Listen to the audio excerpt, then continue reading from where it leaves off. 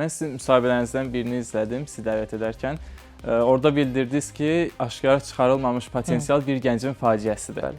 Bəs bir gənc öz potensialını necə üzə çıxara bilər, hardan başlamalıdır? Bir gənc öz potensialını analiz etmək üçün ilk öncə fərqindəlik özündə inkişaf elətdirməlidir. Özünü analiz etməlidir. Bununla bağlı müxtəlif testlər var. Misal üçün, Myers-Briggs Type Identificator dediyimiz 16 şəxsiyyət tipi testini eləyə bilər və yaxud da ki, peşə seçimi zamanı istifadə eləyə bilər. John Holland'ın şəxsiyyət testindən istifadə edə bilər ki, özünü analiz eləsin, öz profilində olan boşluqları, güclü tərəfləri, zəif tərəfləri görsün və bu analiz eləyəndən sonra, bu fərqindəlik yaranandan sonra qərarların onun əsasında versinlər. Rat race dediyimiz o Siçovul oyunu deyilən bir oyun var, daim hərəkətdədir.